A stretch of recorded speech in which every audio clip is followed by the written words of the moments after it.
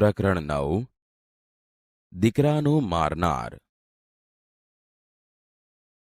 દેવળિયા ગામના ઝાંપામાં ફાગણ વદ એકમને પ્રભાતે ધૂળેટી રમાઈ રહી છે. વચ્ચે દરબાર મંદોદર ખાનનો 8 વર્ષનો દીકરો અને કોરે મોરે ગામ આખાના હેડી હેડીના જુવાનો છે.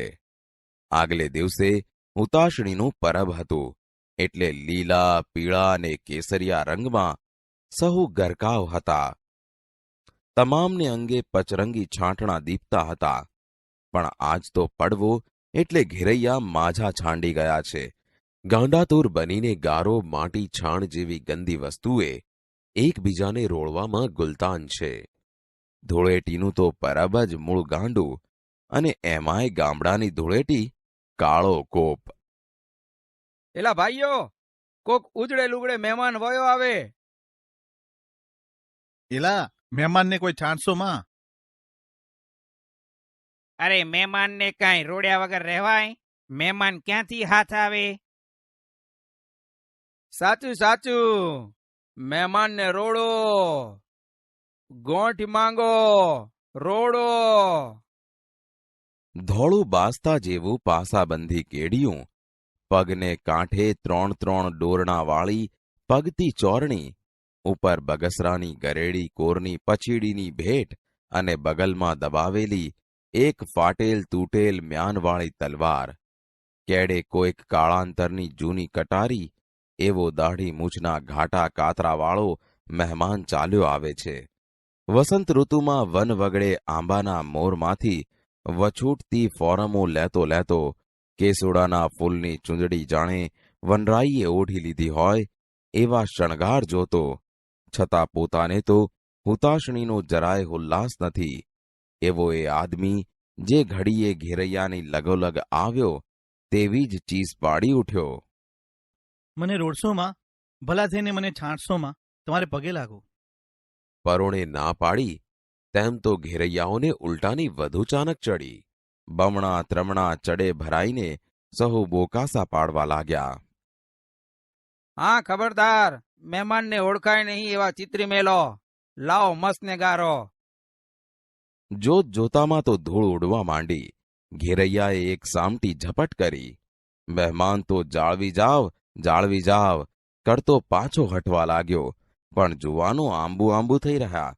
એટલે એ ગાંડા ટોળાને પોતાનાથી છેટું રાખવા મહેમાને પોતાની તલવાર કાખમાં દબાવી હતી તે એમને એમ મ્યાન સોતી વીંઝવા માંડી.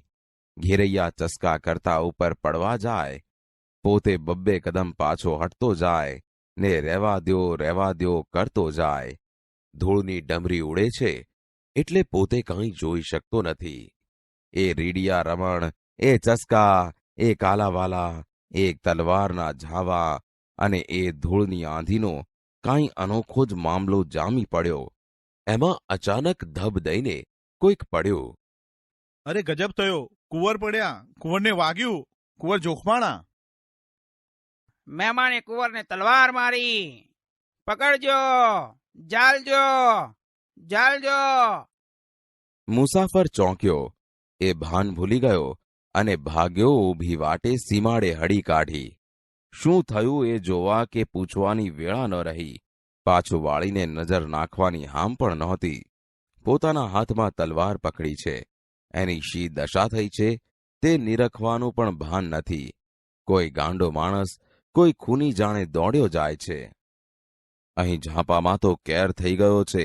મંદોદર ખાન દરબારના 8 વર્ષના કુંવરને બરાબર ગળાની ભૂંગળી ઉપર તલવારનો વાઢ પડ્યો છે. લોહીનું ખાબોચિયું ભરાઈ ગયું અને ઘડી 2 ઘડીમાં તો એની નાડ રજા લેશે એવું થઈ ગયું. પણ આ થયું શું? થયું એમ કે ઘેરૈયાથી બચવા માટે એ બધાને પોતાનાથી છેટા રાખવા મહેમાન જે મ્યાન સોતી તલવાર આડી વીંચતો હતો તેનું મ્યાન દેવ ગતિએ ધૂળની આંધીમાં કોણ જાણે ક્યારે નીકળી પડ્યો, કોઈને ખબર નહીં, અને તલવારની પીંછી અકસ્માત કુંવરના જ ગળાની ભૂંગળી પર લબરકો લેતી ગઈ.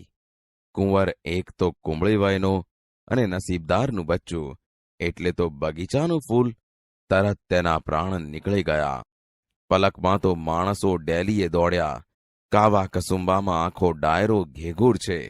દરબાર મંદોદર ખાન જાતના હતા માલે સલામ, પણ અસલ તો રાઠોડી રાજપૂતની જ ઓલાદ. એક જ ગામડાનો ધણી, વાટકીનું શિરામણ કહેવાય, પણ પેટ બહુ મોટું એટલે ફૂલની સુવાસ પામીને જેમ ભમરા વીંટાય તેમ કારીગરો, નટવાઓ, કવિઓ, ગાવણા બજાવણા કરનારાઓ તમામ મોટી આશાએ આ જ વરસ દિવસના ઉજળા પરબ ઉપર દેવળિયાની ડેલીએ સમાતા નથી. ત્યાં રંગમાં ભંગ પડ્યો, રાડ ગઈ કે કુંવરને માર્યો. અરે કોણે? કોક મુસાફરે. ખોટી વાત. આજ કોનો દી ફર્યો છે? અરે બાપુ, આ મારીને જાય ઉભે માર્ગે ઉગાડી તલવારે. હા, લાવ મારી ઘોડી. ₹2000ની રોજડી ઘોડી, હાથીના કુંભાથળ માથે જાતી ડાબા માંડે તેવી, ભાગતા હરણની સાથે ભેટા કરનારી, એને ફક્ત ચોકડાભર મંદોદર ખાને રાંગમાં લીધી, સાથળ હેઠે તલવાર દબાવી અને રોજડીને ડચકારી જાણે તીર છૂટ્યો. ઝમ ઝમ ઝમ આંખના 3 પલકારા ભેગી તો ઘોડી સીમાડે પહોંચી. સમથળ ધરતીમાં સામે જુએ ત્યાં તો આદમીને ભાગતો ભાળ્યો. હાથમાં ઉઘાડી તલવાર પિયાલા જેવી ચકચકે છે. સમજી લીધું કે એ જ ખૂની મંદોદર ખાને ઘોડીને ચાંપી. મહેમાન દોડ્યો જાય છે ત્યાં ડાબલા સંભળાણા. થંભી ગયો, પાછો ફરીને જોતાની વાર જ જાણી લીધું કે પોતાનો કાળ આવી પહોંચ્યો. હવે પોતે પગપાળો તે ભાગીને કેટલેક જશે. આમે મરવું તો છે જ, માટે હવે ચીથરા સિદ્ધ ફાડવા. ઊભો રહ્યો. બોલીને તો કાળને અટકાવાય એવું રહ્યું નથી. ખુલાસો કરવાનો વખત નથી રહ્યો. એટલે સામા ઊભા રહીને આ મુસાફરે પોતાની તલવાર પોતાને જ ગળે માંડી. અસવાર એ સમસ્યાને સમજી ગયો. જાણ્યું કે કોઈ ત્રાગાળું વર્ણ લાગે છે અને હું આગળ વધીશ તો એ તલવાર ગળામાં પરોવીને મારે સીમાડે લોહી છાંટશે. એમ સમજી એણે રોજડીને થંભાવી આગેથી પૂછ્યું, કોણ છો? ચારણ. શા માટે આવ્યો તો? કાળનો બોલાવ્યો. ભેંસ્યું બધું મરી ખૂટી. છોકરા છાસ રાવ વગર રોવે છે. નહોતો આવતો, પણ ચારણે ધકેલ્યો. મંદોદર ખાનની વાસના માથે. કુંવરને તે માર્યો? ઈશ્વર જાણે, મને ખબર નથી. હું તો એટલું જ જાણું છું કે મારે દિલ્હી આવવું હતું. ચીથરા પહેર્યા હશે તો ભૂંડો દેખાઈશું એમ માનીને ભેડી લુંગડાની એક કોરી જોડ હતી તે ગામ બહાર બદલાવી. ઘેરૈયા મને રોડવા આવ્યા. મેં એમાંથી ઉગરવા મ્યાનમાં મિલેલી તલવાર વીંજી. મ્યાન ક્યારે નીકળી પડ્યું તેની મને ધૂળની આંધીમાં ખબર જ નથી રહી. આટલી વાત થાય છે ત્યાં પછવાડે ગોકીરા સંભળાયા. કાળી ચીસો પાડતું ગામ આખું હલકીને ચાલ્યું આવે છે. કોઈના હાથમાં તલવારો તો કોઈના હાથમાં સાંબેલા. દ્યો દ્યો દ્યો એવો દેકારો બોલતા આવે છે. ભાળતા જ ચારણે ફાળ ખાધી. મંદોદર ખાને રોજડીને માથેથી રાંગ છાંડી પોતાની તલવાર આઘેરી ફગાવી દીધી અને પછી સાદ કર્યો, ગઢવા, અહીં આવ. આ લે. શું? આ મારી ઘોડી આપું છું. ચડીને ભાગવા માંડ. શું બોલો છો? ગઢવા, વાત કરવાની વેળા નથી. જોયું, આમ ગામ હલક્યું છે ને તે એના કુંવરને મારી નાખ્યો છે. આંબ્યા ભેળા તારી કાયાના રાઈ રાઈ જેવા કટકા જાણજે. અરે પણ ભાઈ તમે? હું? મારી ઓળખાણ અટાણે નહીં, પછી. અટાણે તો ભાગી નીકળ તારા છોકરા રજળી પડશે અને ગામ લોકો તામાને તામા મારા રોક્યા રહેશે નહીં. પણ બાપ, તારું નામ? અરે નામ ખુદાનું. ચારણને બાવડે ઝાલીને રોજડી પર બેસાડ્યો. ચોકડું હાથમાં આપીને વાંસેથી રોજડીને ડચકારી. પૂંછનો ઝુંડો માથે કરતી ઘોડી ગઈ. જોત જોતામાં તો અલોપ થઈ ગઈ. મંદોદર ખાન અડવાણે પગે પાછા ચાલ્યા આવે છે.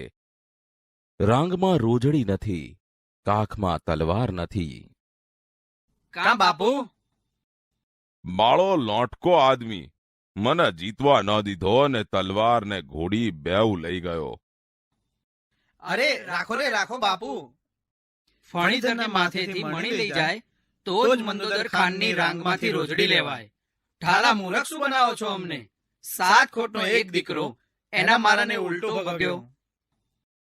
લ્યો હવે જાતિ કરો. જાતિ શું કરે? એને પાતાળમાંથી પણ ગોતી કાઢશું.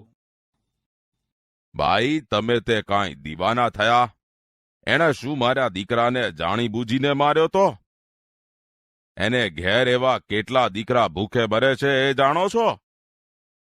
કોડ ભર્યો એ મારે ઉંમરે આવ્યો અને દૈવગતિએ દીકરો મર્યો એ તો ખુદા તાલાની મરજી. આપણા કિસ્મતમાં નહીં હોય એટલે ખડી ગયો. પણ એટલા સારું હું આજ ઉજળે દિવસે મારા સીબાડા માથે સામી હત્યા વરું? હાલો બેટાની મૈયત કાઢીએ. ભાષા સજ્જતા. બાળ દોસ્તો, આજે આપણે સંધિ વિશે શીખીશું. 2 કે વધારે શબ્દો જ્યારે અમુક ચોક્કસ નિયમોને આધારે જોડાય ત્યારે સંધિ થઈ એમ કહેવાય. સંધિના 2 પ્રકાર છે, એક સ્વર સંધિ અને 2 વ્યંજન સંધિ. સ્વર સંધિ. બાળ દોસ્તો, ગુજરાતી ભાષામાં એક શબ્દને છેડે આવતો સ્વર બીજા શબ્દની શરૂઆતમાં આવતા સ્વર સાથે જોડાય ત્યારે સ્વર સંધિ થઈ એમ કહેવાય. અહીં આપેલ ઉદાહરણ જુઓ. કવિ વત્તા ઇન્દ્ર બરાબર કવિન્દ્ર. અહીં તમે જોશો કે કવિ શબ્દનો વી અક્ષર વ વત્તા ઈથી બન્યો છે, જ્યાં ઈ હસ્વ છે અને ઇન્દ્ર શબ્દનો પહેલો અક્ષર ઈ પણ હસ્વ છે. આમ હસ્વ ઈ અને હસ્વ ઈ ભેગા થતા દીર્ઘ ઈ બને છે. તેથી કવિ વત્તા ઇન્દ્ર બરાબર કવિન્દ્ર થયું. તમે અહીં ધ્યાનથી જોયું હશે કે હસ્વ ઈ પણ સ્વર છે અને બીજો હસ્વ ઈ પણ સ્વર છે. આ રીતે બંને સ્વર ભેગા થવાથી તેને સ્વર સંધિ કહેવાય છે. બાળ દોસ્તો, અહીં આપેલ પહેલો નિયમ સમજો. જુઓ, અ વત્તા અ બરાબર આ થાય છે. હવે ઉદાહરણ જુઓ. સૂર્ય વત્તા અસ્ત બરાબર સૂર્યાસ્ત.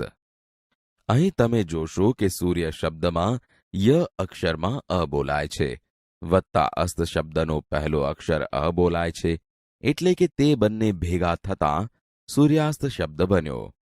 હવે અહીં આપેલ બીજો નિયમ સમજો. જુઓ, અ વત્તા આ બરાબર આ થાય છે. હવે ઉદાહરણ જુઓ. શિવ વત્તા આલય બરાબર શિવાલય. અહીં તમે જોશો કે શિવ શબ્દમાં વ પછી અ બોલાય છે, વત્તા આલય શબ્દનો પહેલો અક્ષર આ બોલાય છે. આમ આ રીતે બંને ભેગા થતા શિવ વત્તા આલય બરાબર શિવાલય શબ્દ બને છે. તેવી જ રીતે આગળનો નિયમ જુઓ. જુઓ, આ વત્તા અ બરાબર આ થાય છે. હવે ઉદાહરણ જુઓ. વિદ્યા વત્તા અર્થી બરાબર વિદ્યાર્થી. તેવી જ રીતે આગળનો નિયમ જુઓ. આ વત્તા આ બરાબર આ થાય છે. આ નિયમ અનુસાર દયા વત્તા આનંદ બરાબર દયાનંદ થાય છે. બાળ દોસ્તો, તમે આગળ અ અને આની સંધિ શીખ્યા છો. અહીં હસ્વ ઈ અને દીર્ઘ ઈની સંધિના કેટલાક ઉદાહરણો જુઓ. રવિ વત્તા ઇન્દ્ર બરાબર રવિન્દ્ર. અહીં તમે જોશો કે રવિ શબ્દના વી અક્ષરમાં હસ્વ ઈ છે તથા ઇન્દ્ર શબ્દનો પહેલો અક્ષર ઈ પણ હસ્વ ઈ છે. તે બંને હસ્વ ઈ ભેગા થતા દીર્ઘ ઈ બને છે. આમ આ રીતે રવિ વત્તા ઇન્દ્ર બરાબર રવિન્દ્ર શબ્દ બને છે, જ્યાં વી દીર્ઘ બન્યો છે. તેવી જ રીતે આગળનું ઉદાહરણ જુઓ. પરી વત્તા ઇક્ષા બરાબર પરીક્ષા. અહીં પણ તમે જોશો કે પરી શબ્દના રી અક્ષરમાં હસ્વ ઈ છે, જ્યારે ઇક્ષા શબ્દનો પહેલો અક્ષર ઈ દીર્ઘ છે, જેના કારણે પરીક્ષા શબ્દનો રી દીર્ઘ બન્યો છે. હવે ત્રીજું ઉદાહરણ જુઓ. દેવીચ્છા, જેમાં દેવી શબ્દના વી અક્ષરમાં ઈ દીર્ઘ છે અને ઈચ્છા શબ્દનો પહેલો અક્ષર ઈ હસ્વ છે, તેથી તેની સંધિ દીર્ઘ ઈ થાય છે. એટલે કે દેવી વત્તા ઈચ્છા બરાબર દેવીચ્છા થશે. હવે ચોથું ઉદાહરણ જુઓ, રજનીશ. અહીં બંને શબ્દોમાં ઈ દીર્ઘ છે, એટલે કે અહીં રજની શબ્દના ની અક્ષરમાં ઈ દીર્ઘ છે અને ઈશ શબ્દનો પહેલો અક્ષર ઈ દીર્ઘ છે. તેથી રજની વત્તા ઈશ ભેગા થતા રજનીશ શબ્દ બને છે.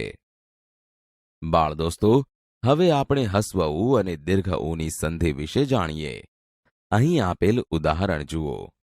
સુ વત્તા ઉક્તિ બરાબર સુક્તિ. આ ઉદાહરણ બરાબર ધ્યાનથી જુઓ. અહીં સુ અક્ષરમાં હસ્વ ઉ છે, જે ઉક્તિ શબ્દના હસ્વ ઉ સાથે જોડાય છે. અહીં ઉક્તિ શબ્દનો પહેલો અક્ષર ઉ પણ હસ્વ છે.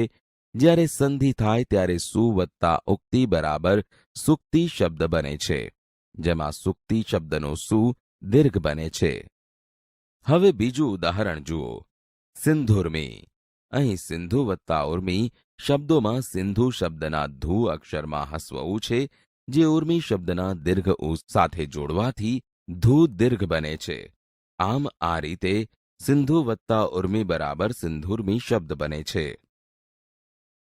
બાળ દોસ્તો, હવે આપણે અ અને હસ્વ ઈ તથા અ અને દીર્ઘ ઈની સંધિના કેટલાક ઉદાહરણો જોઈશું. હવે પહેલું ઉદાહરણ જુઓ. ઉપવત્તા ઇન્દ્ર બરાબર ઉપેન્દ્ર, જેમાં અ અને હસ્વ ઈની સંધિ થતા એ બને છે. જેમ કે ઉપ શબ્દના પ અક્ષરમાં અ છે અને ઇન્દ્ર શબ્દનો પહેલો અક્ષર હસ્વ ઈ છે, તેથી તે બંને ભેગા થતા ઉપવત્તા ઇન્દ્ર બરાબર ઉપેન્દ્ર શબ્દ બને છે. હવે બીજું ઉદાહરણ જુઓ. યથા વત્તા ઇષ્ટ બરાબર યથેષ્ટ, જેમાં આ અને હસ્વ ઈ ભેગા થવાથી પણ એ થાય છે. જેમ કે યથા શબ્દના થા અક્ષરમાં આ છે તથા ઇષ્ટ શબ્દનો પહેલો અક્ષર હસ્વ ઈ છે, જેની સંધિ યથા વત્તા ઇષ્ટ બરાબર યથેષ્ટ થાય છે. હવે ત્રીજું ઉદાહરણ જુઓ. યોગ વત્તા ઈશ બરાબર યોગેશ, જેમાં અ અને દીર્ઘ ઈની સંધિ થવાથી પણ એ થાય છે. તેથી યોગ શબ્દના ગ અક્ષરમાં અ અને ઈશ શબ્દનો પહેલો અક્ષર દીર્ઘ ઈ ભેગા થવાથી યોગ વત્તા ઈશ બરાબર યોગેશ શબ્દ બને છે. હવે ચોથું ઉદાહરણ જુઓ. ઉમા વત્તા ઈશ બરાબર ઉમેશ. અહીં આ અને દીર્ઘ ઈ ભેગા થવાથી ઉમા વત્તા ઈશ બરાબર ઉમેશ શબ્દ બને છે, જેમાં ઉમા શબ્દના મા અક્ષરમાં આ અને ઈશ શબ્દનો પહેલો અક્ષર દીર્ઘ ઈ ભેગા થાય છે. બાળ દોસ્તો, હવે આપણે અ અને હસ્વ ઉ, અ અને દીર્ઘ ઉની સંધિ તથા આ અને હસ્વ ઉ, આ અને દીર્ઘ ઉની સંધિના ઉદાહરણ જાણીશું. હવે પહેલું ઉદાહરણ જુઓ. સૂર્યોદય, જેમાં સૂર્ય શબ્દના ય અક્ષરમાં અ અને ઉદય શબ્દનો પહેલો અક્ષર હસ્વ ઉ ભેગો થતા સૂર્ય વત્તા ઉદય બરાબર સૂર્યોદય થાય છે. એટલે કે અ વત્તા ઉ બરાબર ઓ થયેલ જુઓ. હવે બીજા ઉદાહરણમાં જુઓ. પ્રણયોર્મી, જેમાં પ્રણય શબ્દના ય અક્ષરમાં અ અને ઉર્મી શબ્દનો પહેલો અક્ષર દીર્ઘ ઉ છે, તે બંને ભેગા થતા અ વત્તા ઉ બરાબર ઓ, એટલે કે પ્રણય વત્તા ઉર્મી બરાબર પ્રણયોર્મી બને છે. હવે ત્રીજું ઉદાહરણ જુઓ. મહા વત્તા ઉદય બરાબર મહોદય, જેમાં મહા શબ્દના હા અક્ષરમાં આ અને ઉદય શબ્દનો પહેલો અક્ષર હસ્વ ઉ ભેગો થતા મહા વત્તા ઉદય બરાબર મહોદય થાય છે. એટલે કે આ વત્તા ઉ બરાબર ઓ થયેલ જુઓ. હવે ચોથું ઉદાહરણ જુઓ. ગંગા વત્તા ઉર્મી બરાબર ગંગોર્મી, જેમાં ગંગા શબ્દના ગા અક્ષરમાં આ તથા ઉર્મી શબ્દનો પહેલો અક્ષર દીર્ઘ ઉ છે, જેનાથી આ વત્તા ઉ બરાબર ઓ બને છે. એટલે કે ગંગા વત્તા ઉર્મી બરાબર ગંગોર્મી શબ્દ બને છે. બાળ દોસ્તો, હવે આપણે અ વત્તા એ અને આ વત્તા એ બરાબર અહીંની સંધિના ઉદાહરણ જાણીશું. હવે પહેલું ઉદાહરણ જુઓ. પુત્ર વત્તા એષણા બરાબર પુત્રેષણા, જેમાં પુત્ર શબ્દના ત્ર અક્ષરમાં અ અને એષણા શબ્દનો પહેલો અક્ષર એ જોડતા પુત્રેષણા શબ્દ બને છે. હવે બીજું ઉદાહરણ જુઓ. સદા વત્તા એવ બરાબર સદૈવ, જેમાં સદા શબ્દના દા અક્ષરમાં આ અને એવ શબ્દનો પહેલો અક્ષર એ જોડતા સદૈવ શબ્દ બને છે. બાળ દોસ્તો, હવે આપણે અ વત્તા રૂ અને આ વત્તા રૂ બરાબર અરની સંધિના ઉદાહરણ જાણીશું. હવે પહેલું ઉદાહરણ જુઓ. સપ્ત વત્તા ઋષિ બરાબર સપ્તર્ષિ, જેમાં સપ્ત શબ્દના ત અક્ષરમાં અ અને ઋષિ શબ્દનો પહેલો અક્ષર રૂ ભેગા થતા સપ્ત વત્તા ઋષિ બરાબર સપ્તર્ષિ થાય છે. તેવી જ રીતે બીજું ઉદાહરણ જુઓ. મહા વત્તા ઋષિ બરાબર મહર્ષિ, જેમાં મહા શબ્દના હા અક્ષરમાં આ અને ઋષિ શબ્દનો પહેલો અક્ષર રૂ ભેગા થતા મહા વત્તા ઋષિ બરાબર મહર્ષિ એમ સંધિ થાય છે. બાળ દોસ્તો, સ્વર સંધિ વિશે જાણકારી મેળવ્યા પછી હવે આપણે વ્યંજન સંધિ વિશે શીખીશું. હવે આપણે વ્યંજન સંધિના નિયમો સમજીએ. વ્યંજન પછી વ્યંજન કે સ્વર આવે અને જોડાઈ જાય ત્યારે તેને વ્યંજન સંધિ થઈ એમ કહેવાય. દાખલા તરીકે તદ વત્તા લીન શબ્દની સંધિ કરવી હોય તો દ અને લ વ્યંજન છે. આ બંને વ્યંજનોને જોડતા તલ્લીન થાય છે. ત વર્ગ એટલે કે દંત્ય વ્યંજનો ત, થ, દ, ધ, ન એ વ્યંજનો સાથે લ વ્યંજન આવે તો દંત્ય વ્યંજનો લ થાય છે. વ્યંજન સંધિ સમજવા માટે અહીં આપેલા કોષ્ટક સમજો.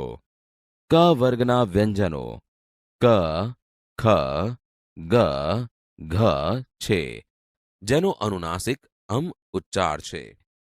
ચ વર્ગના વ્યંજનો ચ, છ, જ, ઝ છે, જેનો અનુનાસિક અમ ઉચ્ચાર છે. ટ વર્ગના વ્યંજનો ટ, ઠ, ડ, ઢ છે, જેનો અનુનાસિક અણ છે. ત વર્ગના વ્યંજનો ત, થ, દ, ધ છે, જેનો અનુનાસિક ન છે. પ વર્ગના વ્યંજનો પ, ફ, બ, ભ છે, જેનો અનુનાસિક મ છે. જુઓ પહેલો નિયમ. અનુનાસિક સિવાયના વ્યંજન પછી સ્વર કે ઘોષ વ્યંજન આવે તો તે વ્યંજનની જગ્યાએ તેના જ વર્ગનો ત્રીજો વ્યંજન મુકાય. બાળ દોસ્તો, હવે પહેલું ઉદાહરણ જુઓ. જગત વત્તા ઈશ બરાબર જગદીશ. અહીં જગત શબ્દમાં ત એ ત વર્ગનો વ્યંજન છે. અહીં ત વર્ગનો ત્રીજો વ્યંજન ત, થ, દ એટલે કે દ વપરાયો છે. તેથી જગત વત્તા ઈશ બરાબર જગદીશ બન્યો. તેવી જ રીતે બીજું ઉદાહરણ જુઓ. ષટ વત્તા યંત્ર બરાબર ષડયંત્ર, જેમાં ષટ શબ્દમાં ટ એ ટ વર્ગનો વ્યંજન છે. અહીં ટ વર્ગનો ત્રીજો વ્યંજન ટ, ઠ, ડ એટલે કે ડ વપરાયો છે. એટલે કે ષટ વત્તા યંત્ર બરાબર ષડયંત્ર બન્યો. હવે ત્રીજું ઉદાહરણ જુઓ. દિક વત્તા અંત બરાબર દિગંત. અહીં દિક શબ્દમાં ક વર્ગનો ત્રીજો વ્યંજન ક, ખ પછી ગ આવે અને તે વપરાતા દિગંત શબ્દ બને છે.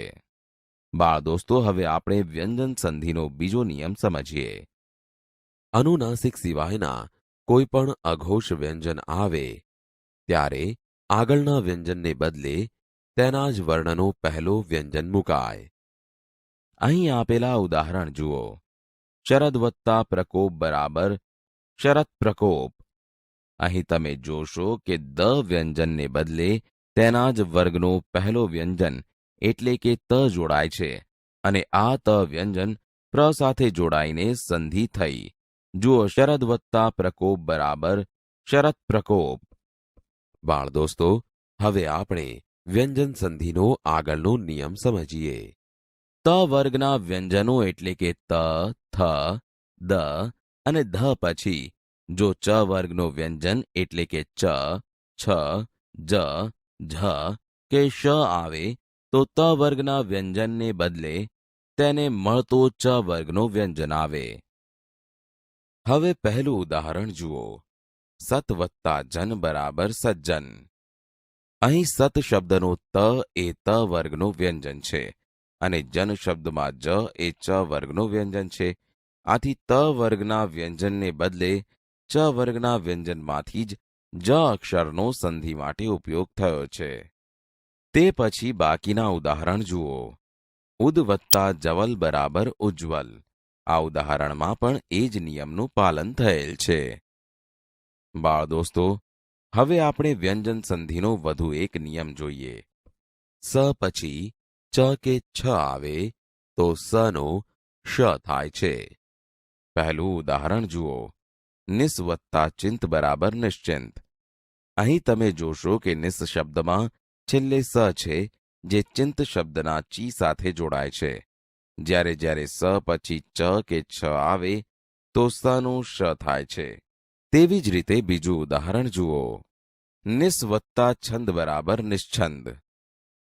અહીં પણ નિયમ મુજબ નિસ અને છંદ એ બંને શબ્દો ભેગા મળતા નિશ્છંદ શબ્દ બને છે. હવે ત્રીજું ઉદાહરણ જુઓ. નિસ વત્તા ચલ બરાબર નિશ્ચલ. અહીં પણ નિયમ મુજબ નિસ અને ચલ ભેગા મળીને નિશ્ચલ શબ્દ બન્યો. બાળ દોસ્તો, હવે આપણે વ્યંજન સંધિનો આગળનો નિયમ સમજીએ. સ પહેલા ઈ કે ઉ આવે ને સની પછી ક, ખ, પ કે ફ આવે તો સનો શ થાય છે. હવે અહીં આપેલા ઉદાહરણ જુઓ. નિસ વત્તા કામ બરાબર નિષ્કામ. અહીં સ પછી ક આવેલ છે. તેથી નિસ શબ્દનો સ અને કામ શબ્દનો ક જોડતા સ ને બદલે શ થયેલું જોઈ શકશો. હવે બીજું ઉદાહરણ પણ જુઓ, જેમાં દુષ શબ્દના સ અને પ સાથે જોડતા દુષ્પ્રાપ્ય શબ્દ બને છે. એટલે કે સનો શ થયેલ જોવા મળે છે. તેવી જ રીતે ત્રીજા ઉદાહરણમાં નિસ શબ્દના સ પછી ફ આવેલ છે, જેથી નિયમ મુજબ સનો શ થયો છે. બાળ દોસ્તો, હવે આપણે વ્યંજન સંધિનો વધુ એક નિયમ શીખીએ. સની પૂર્વે અ અને પછી ઘોષ વ્યંજન આવે તો સનો ઉ પછી પૂર્વેના અ સાથે મળીને ઉનો ઓ થાય છે. અહીં આપેલ ઉદાહરણ જુઓ.